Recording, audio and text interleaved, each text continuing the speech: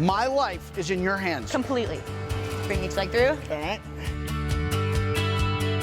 All right, I think I'm ready. Oh my God, dude. You got it. I believe in you. I don't know what to grab onto. In the land of the rising sun, there's an energy and emotion on the climb. After a year of hardship and uncertainty, the spirit of competition and solidarity stand together on the Olympic stage in Tokyo, making this a unique and special global event. And while some athletes line up and take their mark for their country, other contenders represent their flag in new and exciting ways. Let's meet some of Team USA's Olympic and Paralympic hopefuls and explore a world of dynamic talent and exciting sports.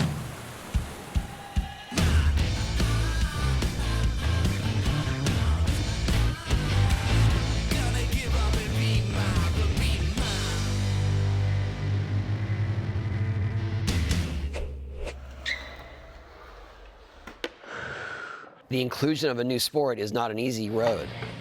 I saw it coming and I saw it ramping up in the last 4 years. Now, which skating is an Olympic sport, it's going to be a big platform for people that really don't know about skating. Skateboarding is literally whatever you want it to be. It's for the individual to define, no one else. You're taking art and a sport and mixing them, and you get this beauty. I'm Zion Wright, and I skateboard. Bryce Wettsten now, a lot of originality, a lot of creativity. She pulls the nose blunt at the very end of her run. I'm Bryce Wettsten, and I have a beautiful, fulfilling passion for skateboarding. When you see the type of talent that are going to be in the Olympics, it's going to look like they're video game characters. The skating is that advanced now. Oh my God! That is drama, ladies and gentlemen. Holy cow! People are freaking out. While skateboarding has grown in popularity over the past few decades, this is the very first time the sport will be judged at the Olympics. For a sport that originated in our very own US of A, it's no surprise that our team is stacked with competitors. I think skateboarders in general are typically pretty open-minded. It creates a scenario where everyone's welcome. This is a person who loves skateboarding. You can see it all over. Oh, she's the best. I feel like skateboarding brings out my creativity, that it kind of translates to so many other different parts of my life. As a little kid, I never would have thought that skateboarding would be in the Olympics. In my day, skateboarding was almost the antithesis to the Olympics. We didn't even know the Olympics were happening until like a couple years ago. To see a new generation of skaters, knowing that they have the opportunity to be in the Olympics, it's a great opportunity for skateboarding's growth worldwide. We have skateboarders running everything, and I feel proud of that. When doing a competition, you get judged on creativity, use of the course, style, execution of the trick. She's a skater that shows how fun skating is too. It's competitive, it's difficult, she's out there having fun, it's awesome. We're never too analytical about it. We always approach it with the same mindset we'd have if we're just skating any other day. When the clock's running down, you just hope to land all your tricks, stay on the board, and if not, at the end of the day, it's all good. You're just out there having fun. Sidewalk surfing, as it was known in the 1950s, would have never found its way from the California beaches into the Olympics had it not been for its global influence. Skateboarding absolutely is huge on a global scale. It's just exploded. It began in the US, and we have plenty of awesome skaters, but there is talent everywhere. And Mimi Knoop, one of the most respected pro skateboarders, is leading that talent, coaching the very first women's skateboarding team. You could go to the skate park 5 years ago and you'd know who the little girls were. Now there's new faces every time you go to the skate park. I was about 5 when I first stepped on the skateboard. I had a little mouth guard and all my pads on and a pink helmet, and I felt like for the first time, whoa, I have complete control over this. It was like, okay, suddenly I'm free. Bryce is insane. I think she kind of caught people off guard, so it's really cool to see her success and see where she's going to take it. My whole family skated, my dad and my mom. We had a mini ramp and we'd skate that pretty much every day, just learning new things and having fun together as a family. My dad, when I was younger, made a lot of sacrifices. He quit his job to take me and my brother to this contest in Tampa. It wasn't even like that big of a contest, but that kind of just like set us up from there to just start traveling. I'm gonna put it to you like this. When Zion go to Tokyo, I will be there with bells and whistles and whatever little drum I can get in Japan. But I will be there for sure. With Zion, I had to channel his energy. I had to give him something that always kept him busy. He wasn't competitive. He just had his own rhythm, his own vibe. Calm down. World skate rankings all the way to the top. I love y'all, man. I love y'all. And you know what Zion want to do? Have fun. That's all. You win and you lose, you know? You have good days, you have bad days. That's just the way the game works. They are consistent in contests, and they perform well and get the results they need to remain relevant.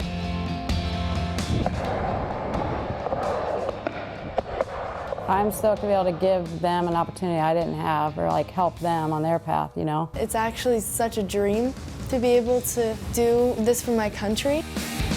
You know, I think it's the greatest thing that could happen to skateboarding, not just for him, but for other skaters who's coming behind him. I'm excited for all of the Olympians, but I'm excited especially for the ones representing the U.S. This is where skateboarding started. No matter what the situation, contests, Olympics, at the end of the day, it's all skater. As long as you're having fun, that's pretty much it. I can't even begin to speculate what you're going to see from them, or any of the other kids coming up as well. I think it's wide open. This is only the beginning. Does the Olympics add legitimacy to skating? I think skating adds legitimacy to the Olympics. I don't think it's the other way around. Coming up, we take contact sports to a whole nother level as we smash our way into the wheelchair rugby world of murder ball. Body-to-body contact is illegal, but chair-to-chair contact is legal and encouraged. Legal and encouraged. Yeah.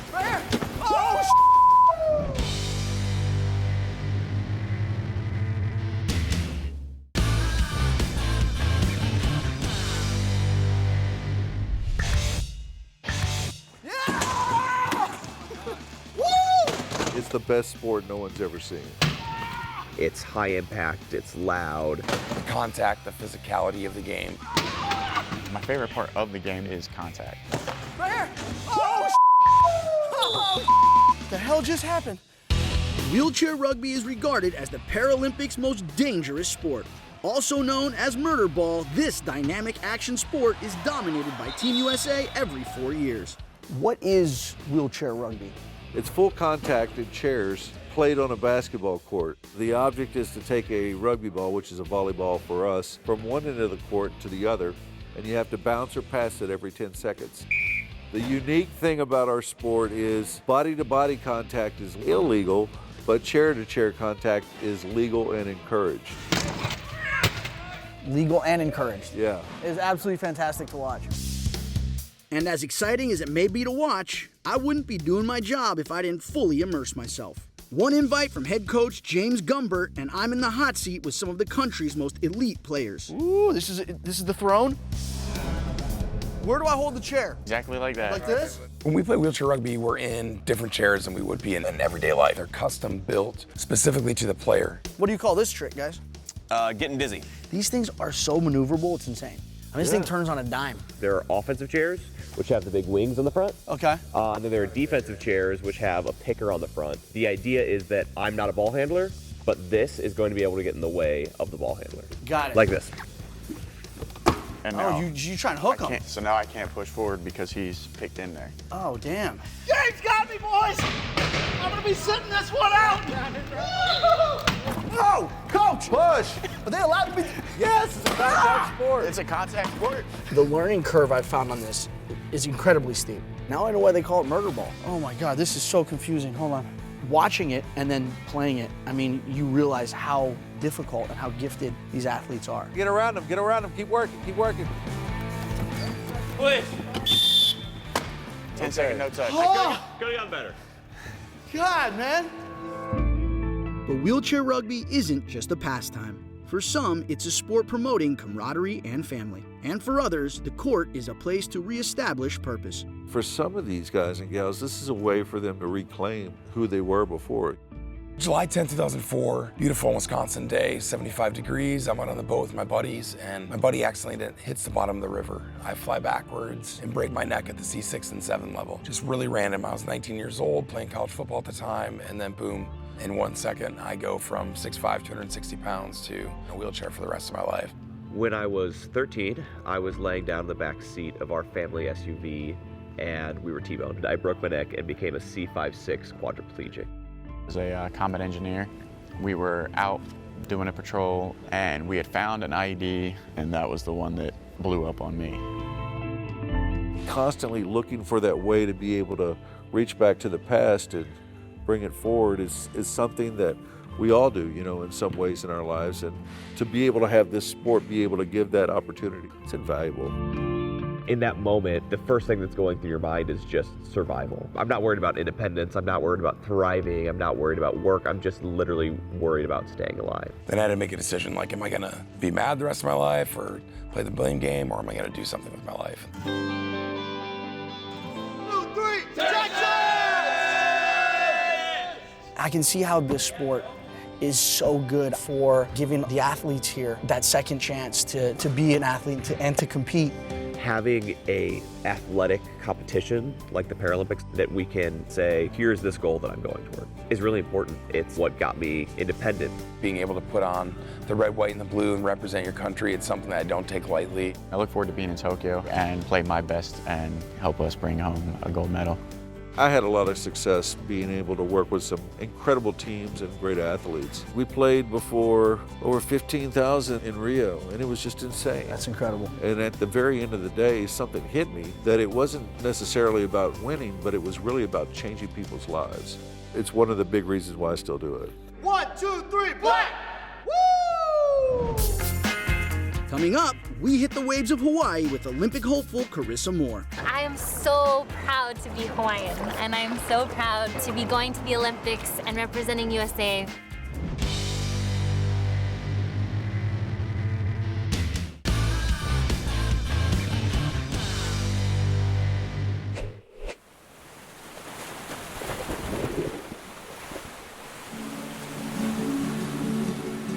When I'm in the ocean, I feel like that's the one place where the rest of the world melts away, and I'm completely present.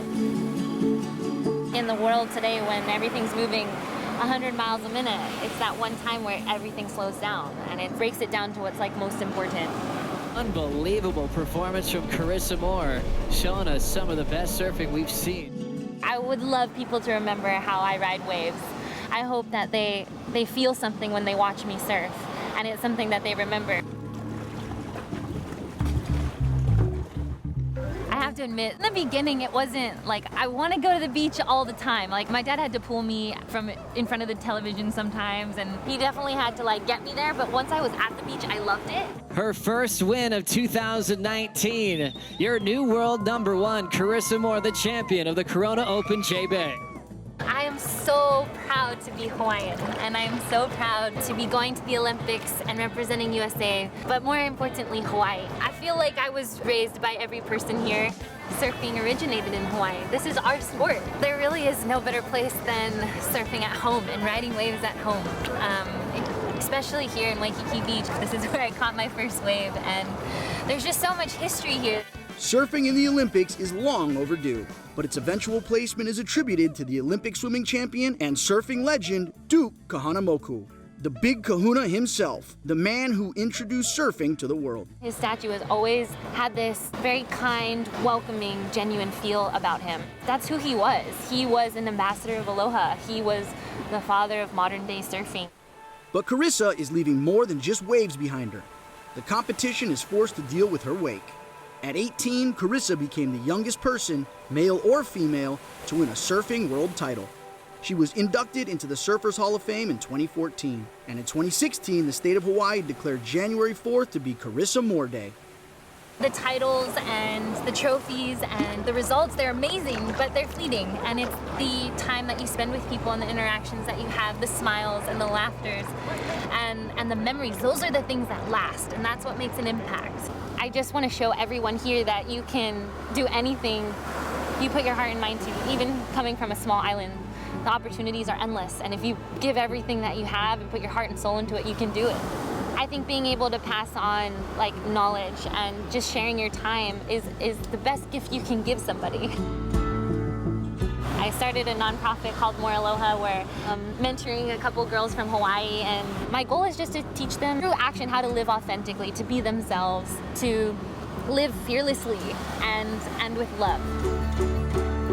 I know what the legacy of Duke is, and it's so important to me to do this journey right, to represent Hawaii, to represent the people right. I want to just have open arms, and I want to be able to make people feel something special when I stand up on the board in Tokyo. Up next, Olympian Kyra Condie shows me the ropes of sport climbing. So we're gonna have you top rope, which is where the rope is attached to the top of the wall. I'm on the other side of it, and you climb up as I hold the rope, basically. My life is in your hands. Completely. Ah! I'm gonna go! All right. Ah!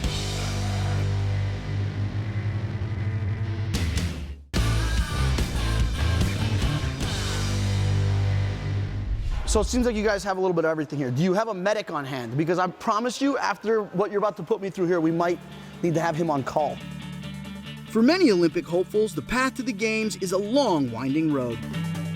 But for Kyra Condie, Team USA sport climber, her course took her on an upward route. I was 10 or 11 when I started climbing. I started out actually at a birthday party at the gym in Minneapolis, and I just fell in love with it right away. And when I found out that there was a team, I joined that team and pretty much haven't stopped since.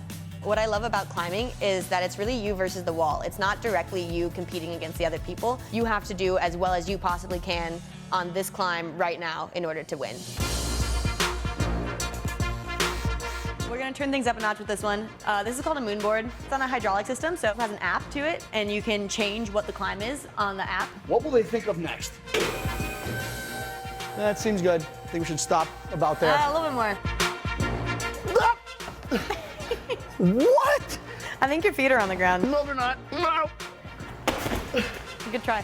I think the biggest thing with climbing, if you're starting, you have to be able to realize that everybody fails all the time in climbing.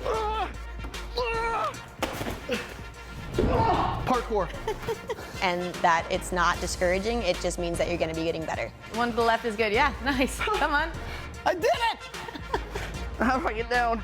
It's this mental battle that every competitor goes through, and everyone understands. You need to be patient, you need to realize that you have to trust the process, trust in your training, and work hard, and eventually you will see the results and it'll pay off. Looks a lot easier when you do it. And when it comes to overcoming obstacles, Kyra is no stranger to overcoming the walls that life sometimes puts in front of you. About a year after I started climbing and I was starting to get serious in the sport, I got diagnosed with severe idiopathic scoliosis. I had been having a lot of back pain, and my coaches had been commenting on my form during core exercises and things like that, thinking that I was favoring one side, but it was really that I was actually just crooked. So when I went to the doctor to figure out how bad the scoliosis was, I was expecting it to maybe be 20 degrees at worst, and that I would only need to get a brace. But it actually ended up being 52 degrees, I think, when I first got diagnosed, which was much more severe than I had anticipated. So when I heard that it was 52 degrees, I immediately burst into tears and started doing all this research on back surgeries, and I was 12 at the time, and so it was a pretty traumatizing time to hear that. Minute to go. She's looking tired, but she's looking determined. If you're an athletic person who's doing a lot of activities and staying fit while you're recovering, you can recover a lot faster. And I was able to start climbing basically at about 4.5 months after my surgery.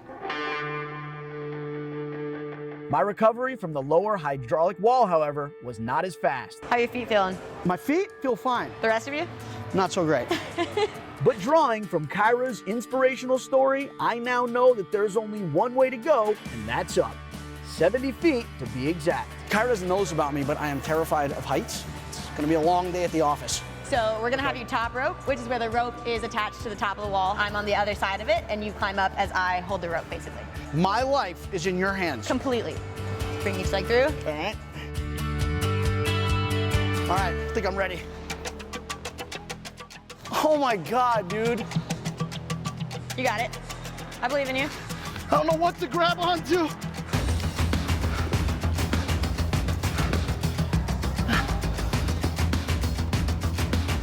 going. Nice, come on. I'm gonna go. Ah! Don't look down. How was it? I like this feeling a lot better. Kind of a rush. Yeah? This is way more difficult than it looks. When she gets on this wall, it's really impressive. Woo!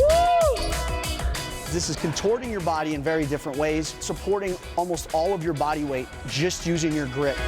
I have a whole newfound respect for climbers.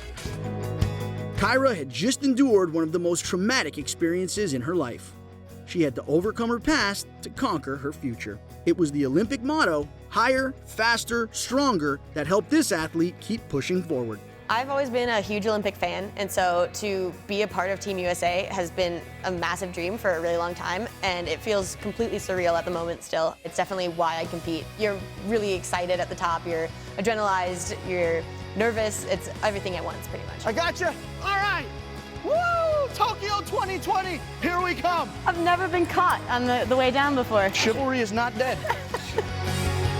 To all of our Team USA athletes, know that America is watching and rooting for your success and wishing you the best of luck at the Tokyo Olympic Games. Watch all the excitement starting July 23rd right here on NBC.